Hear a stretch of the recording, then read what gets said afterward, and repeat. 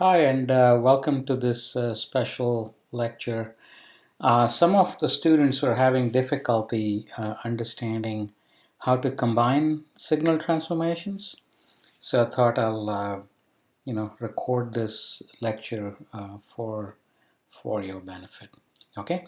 So as a quick recap of things we discussed in lecture one, signal transformations are what they say, right? So you have a system, right? And the system is capable of transforming a signal.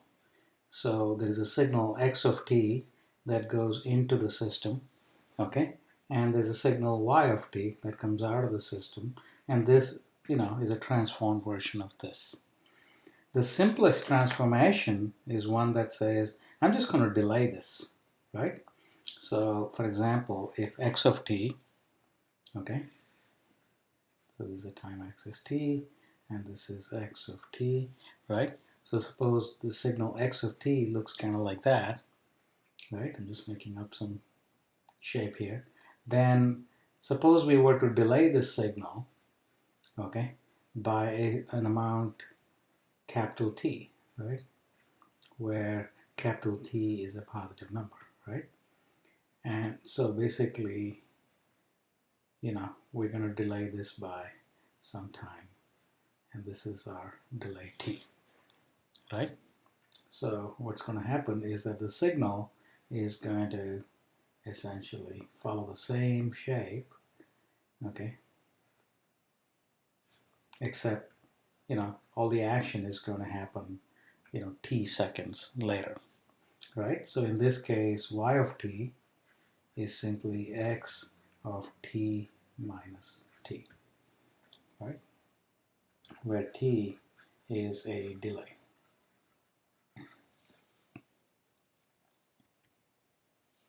Now, what can happen is that this number t can be negative, right? So if,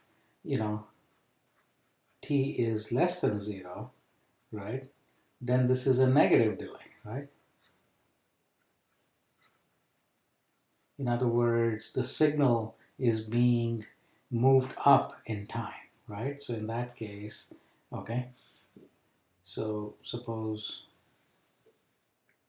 I have a situation where it's x of t minus t, where t is negative, then suppose this is the amount t, then the signal will, start a little earlier, okay? Okay, so this is a case where t is negative, right? The signal is cooched to the left as opposed to the right, or in other words, it's moved up in time, right?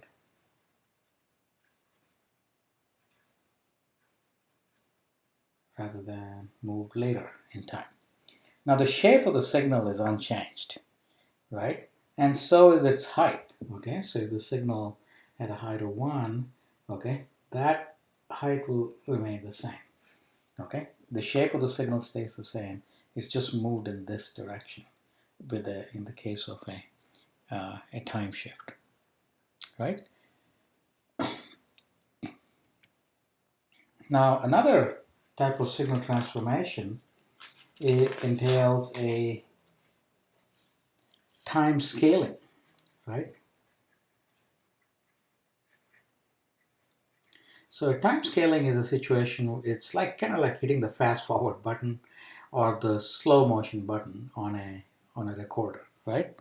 So suppose I have a situation like y of t is x of a times t, right? And we can take a variety of examples, right? So suppose one example is an exponential, right? So if y of t is e to the minus t, right? Sorry, if x of t is e to the minus t, right? Then let's consider what happens when y of t is, okay, x of 2t, right? What does mean, what we have to do in this case is basically replace, okay, t with 2t. So wherever there is t in any formula, right, I just stick 2t instead. So my new formula for y of t is going to be e to the, right, so minus 2t, right? So what's going to happen, as you can imagine, is that this signal, okay, falls a lot faster, right? So this is an example of time scaling by a factor a, okay, that is actually greater than 0. A in this case is also greater than 1, right?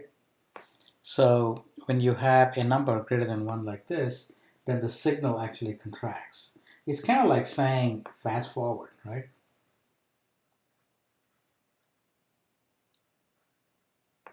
It's the signal is getting compressed in time like this, right? Now on the other hand, suppose that, I consider y of t, okay, is x of, say, t over 2, right? In that case, right, this is going to be e to the minus t over 2. So in this case, what's going to happen is that the exponential is going to fall much more slowly, right? So this is a case where the signal is kind of undergoing, what we call expansion, right? And in this case, it's contraction or compression. It's compression in time, expansion in time. Okay, so I hope these concepts are pretty straightforward. Um, now,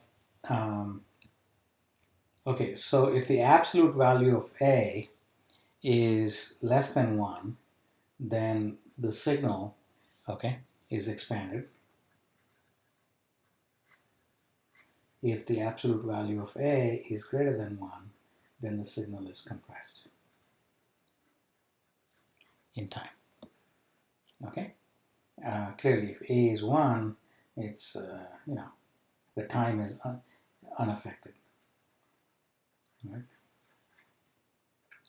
So let's go on to the next type of situation, right? When A is a negative number, right? So again, if we were to come back to our example, right?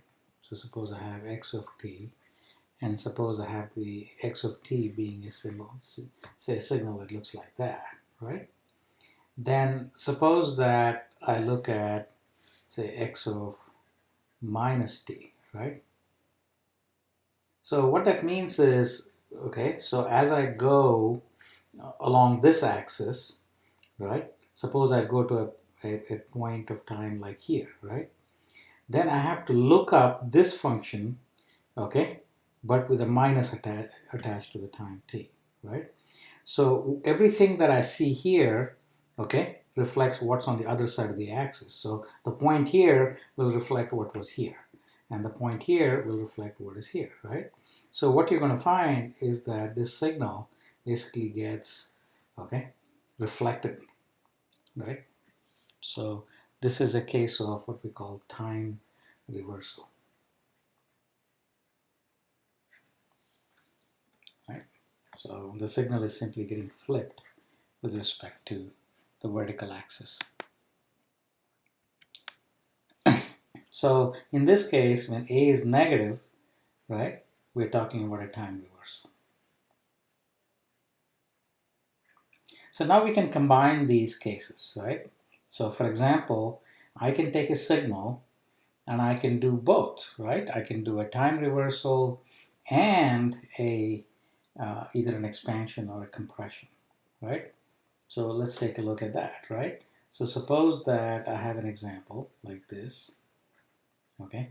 X of t is, say, e to the minus t, right? And this is for t greater than 0. And then suppose it's 0 for t negative, right? right? So it's a function that looks like this. Now in this case, suppose I were to look at the following signal, right? Suppose I were to look at y of t being, say, x of, say, minus 2t, right?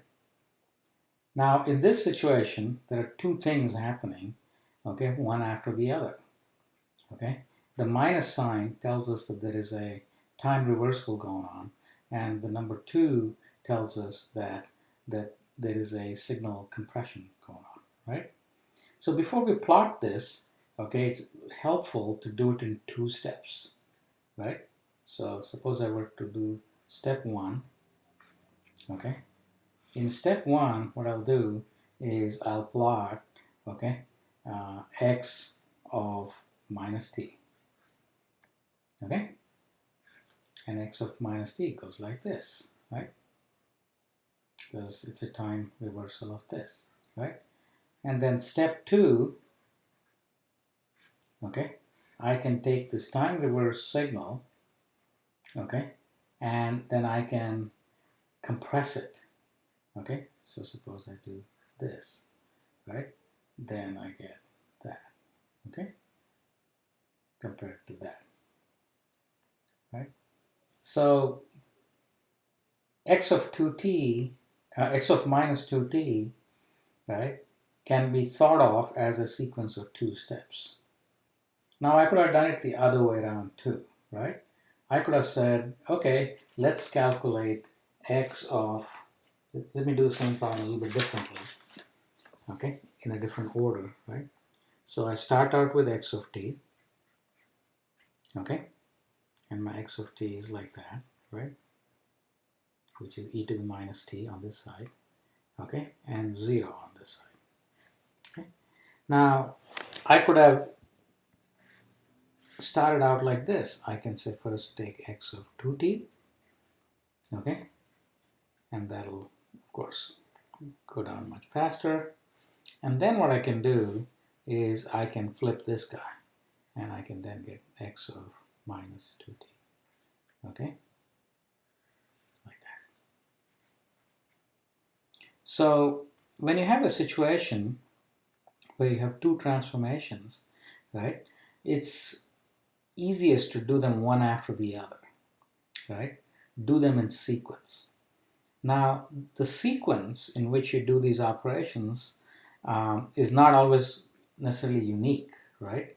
So there's probably more than one way to get at the final answer, and we just saw that. We got at the same answer in 2 different ways, right? And this is something that we have to think through carefully, right? How do you figure out the right sequence in which to apply transformations so that you get the correct answer, right? So keep this idea in mind. So the main idea that we want to keep in mind is sequence of signal transformations.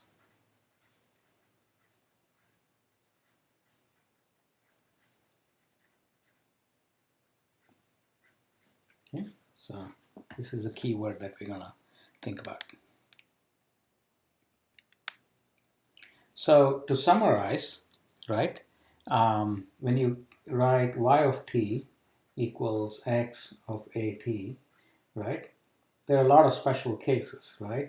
So if the absolute value of a is greater than 0, right, then, sorry, if it's greater than 1, okay, then the signal is compressed.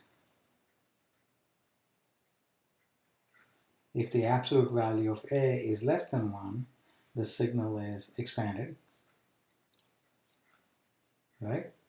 Now if a is negative, then the signal is also reflected, okay? So reflection with respect to the y-axis, okay? And if a is greater than 0, there's no reflection.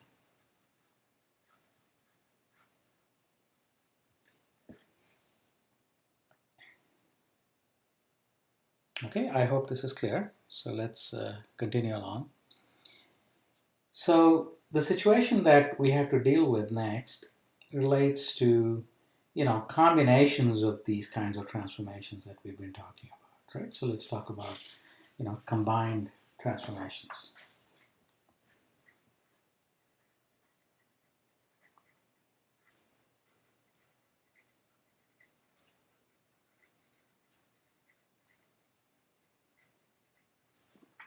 So with combined transformations, right, um, you have to think in terms of a sequence of these simpler operations. That's the clearest way to think about them.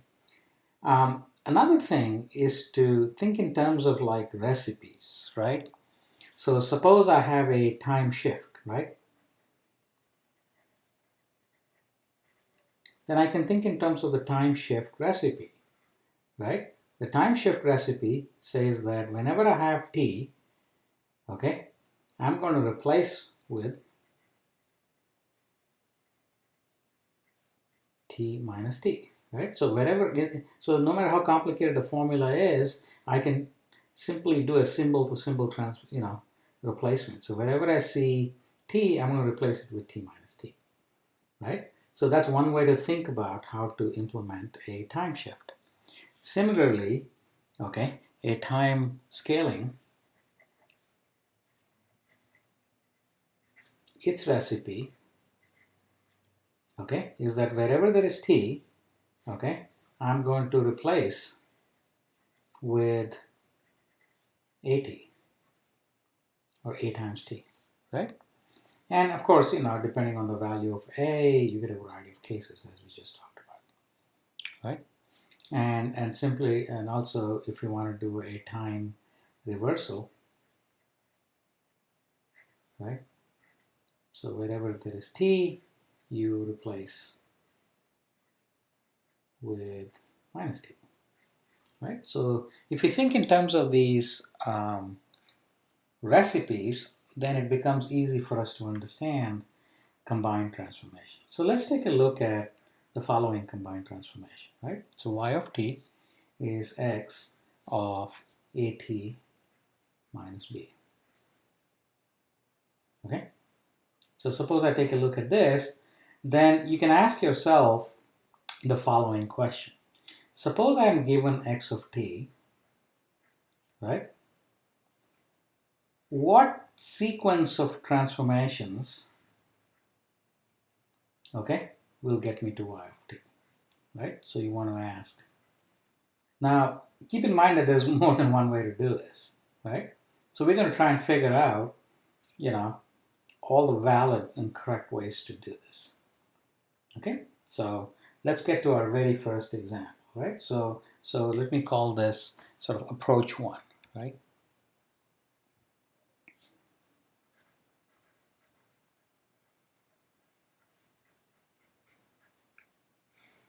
So in approach number one, what I'm going to do is I'm going to take x of t, okay, and I'm going to time scale it, and it'll give me x of, okay, at.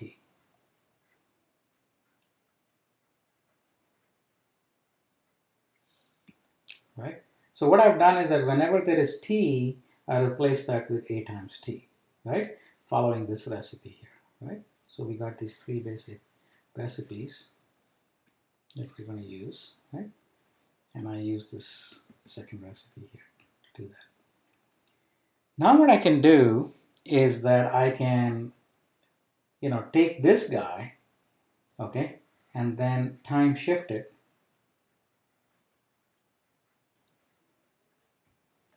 Okay. Now I want to time shift it by an amount that gives me at minus b, right? So in order to do time shifting, I have to replace t with t minus t, remember? So I'm going to get this, x of a times t minus t, right? Now, I need to make sure to pick this t correctly so that the answer is at minus b, right? So what that means is a times t minus t should be equal to a times t minus b. Okay? So the left-hand side is at minus a times t equals at minus minus b. This cancels out, right? So that means t equals b over a. Okay, because I can cancel out these guys. I get t equals b over a. So in this case, I have identified a sequence of 2 steps, right? So in the first step, I've taken the signal and time scaled it by the number a. And in the second step, I have time shifted it by an amount t equals b over a. Okay? And the end result is y of t, which is x of, okay, a t minus b as 1, which can also be written as x of a times t minus t, where t is given by this. You with me? Okay, so let's try to approach the same problem, okay, a little bit differently, but we will keep the same recipes in mind, okay? So, you know what, maybe let me just fold this paper like this.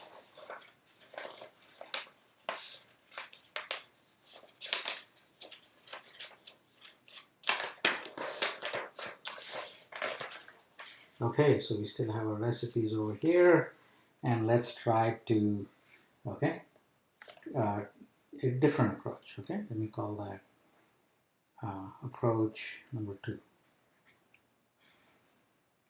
In approach number 2, what I'm going to do is I'm going to try and do the shift first and then this time scaling. Okay?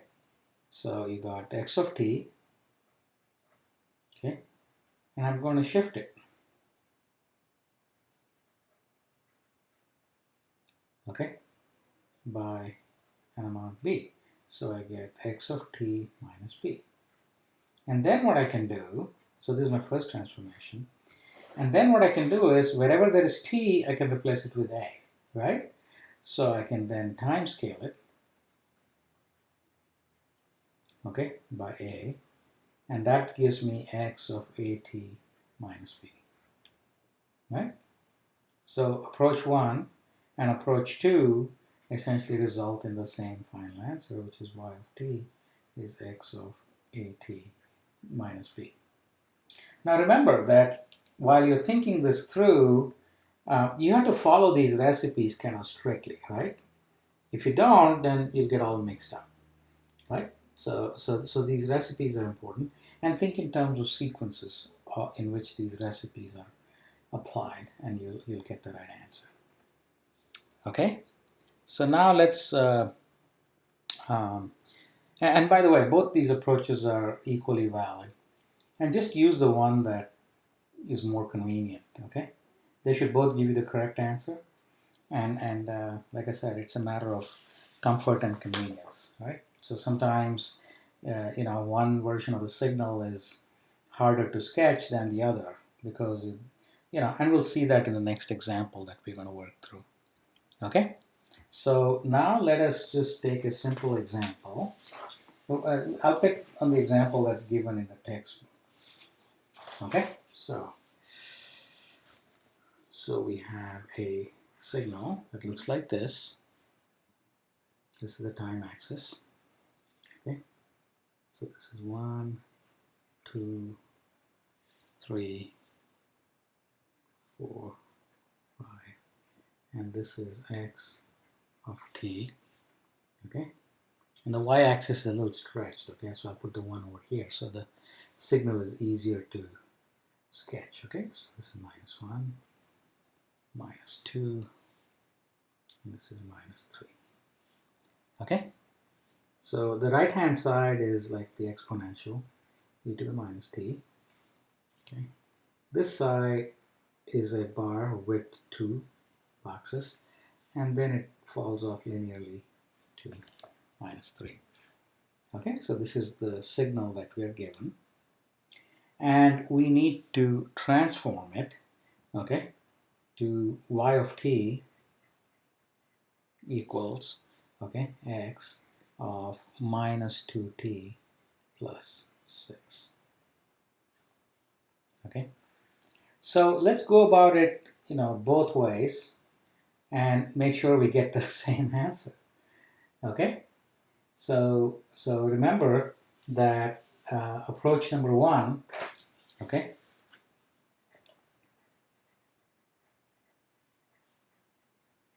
went like this, right? So I took the signal x of t, okay, and transformed it to x of at, okay, and then I transformed it again, okay, to x of a t minus t, where t is b over a.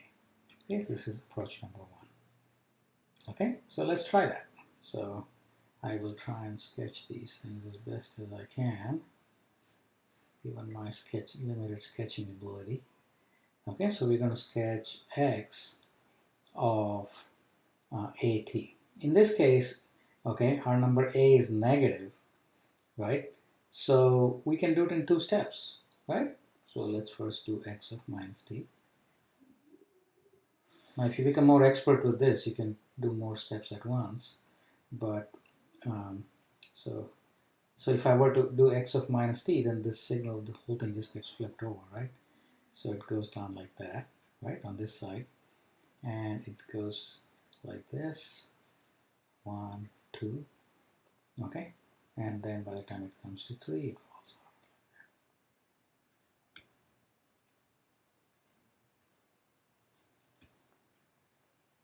Okay, I've just managed to flip it. The next thing that I can do is I can do x of minus 2t. Okay, what I'm doing here is I'm going to compress this by a factor of 2, right? So what's going to happen is that this exponential is going to fall a lot faster. Okay, okay. This guy is going to go from a width of 2 to a width of 1, right? So like that. And this ramp, downward ramp is going to go from a width of 1 to a width of half, right? So I got 1, 2, okay, this is going to just fall right in the middle like that. Okay, this is my x of minus 2t. Okay, the next thing I'm going to do is that I'm going to shift by t equals b over a. So in this case, right, b over a is what? Right, so it is equal to 3, right? Because minus 2t plus 6 equals minus 2 times t minus 3. So that's equal to t. Okay. So what I'm going to do now is I'm going to scooch this, okay, to the right by 3. Okay, so that's kind of the next step that we're going to try and sketch our way through. So, t. This is my 1. Okay, and then 1, 2, 3, 4. Right? Now when I scooch it to the right by 3, right? So this is x of minus 2 times t minus 3. Okay. Then, one way to do this is to say, okay, what's going on at 0, right? So this is where this exponential guy is happening. So I'm going to move that point to 3, right? So my signal is going to look like that. And this exponential guy is going to be like this. Okay? I'm going to have a unit width here representing that. And it's going to fall off around 4.5, right? 4.5. So this is my final answer. Okay? Now what we want to do next is see if we work our way through the second approach, okay, where we do the shift first and then the scaling, and let's see if we get the same answer. Okay? So let's give that a try. So I'll call this approach number 2. Okay, and as a quick recap, approach number 2 says the following, right? There's my notes here. Here it is. Right, so approach number 2 says that you're going to first shift by B and then timescale by A, right? So let's see if we can do that. So first I'm going to take my signal. Let me sketch it all over again, okay, just for good measure. This is my time t, this is x of t, okay, and 1, 2, 3,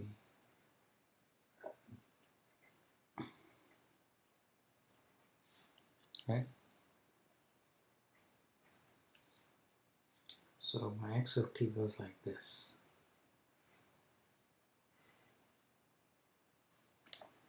Okay, this is the exponential, and this is flat over 2 units of time, and this falls off over 1 unit of time, right? So my first step is going to be to shift it, right? So by the way, my y of t, okay, is x of minus 2t plus 6, right? So my first step in this case is going to do the shift. So if I have x of t, right, my first step can be to shift it, okay, by 6, right? So suppose I write x of t plus 6, right? Now, in order to do this, you have to kind of go backwards like this, right? So it's going to be a little awkward. Now you can sort of start to see the convenience factor here, right? So x of t plus 6, I'll have to draw it a little bit here. Okay.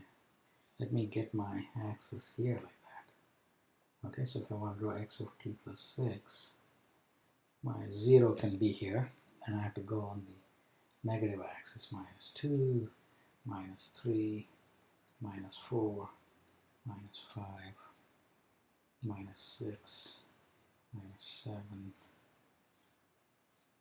minus 8, minus 9, okay? So what I'm going to have to do, so where this was 0 here is going to show up at minus 6, right? So my exponential is going to go like this. I'm going to have 2 units here, like that, right? Oh, you can see that. So it's not the most convenient diagram, right? And but it works, right? Now my next step is to sketch. You know, I can scale this, say 2 steps at a time, right? I can first do x of minus t, right? So then what I can do is I can try to plot x of minus t plus 6, right? So if I want to plot x of minus t plus 6, so wherever there is t, I'm going to replace it with minus t, right? So what that means is I have to flip this whole signal over to the other side. And you can sort of see it getting a little inconvenient, so I'm going to sketch it like this, right? I'm going to put the 0 over here, okay?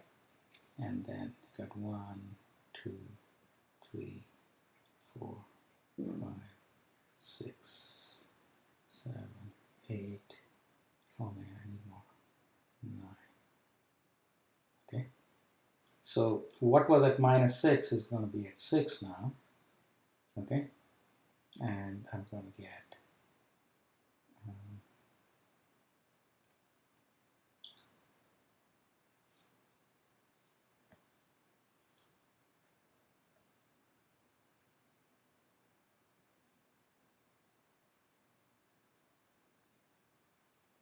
so it's going to be flipped, right? So it's going to come like that. And then I'm going to have 2 steps of this, like that. And then it's going to come down like that. So this is sort of the exponential fall off, right? And this is 2 steps in time, width.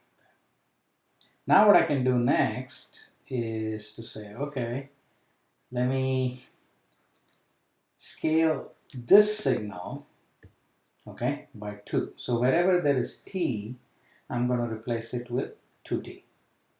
Okay, so that makes it minus 2t plus 6.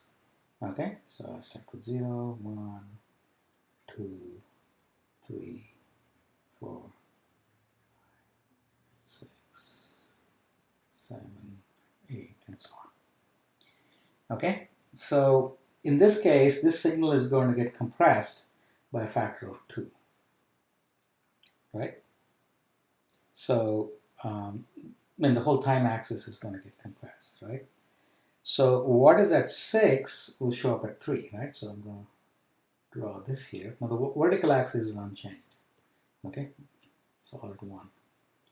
So now this exponential is going to be a little steeper, okay? And then this is going to be 1 unit wide here, and then it's go down to 4.5 like that. Okay, so you can sort of see that we ended up with the same answer in both cases, right? So if I can find my previous one.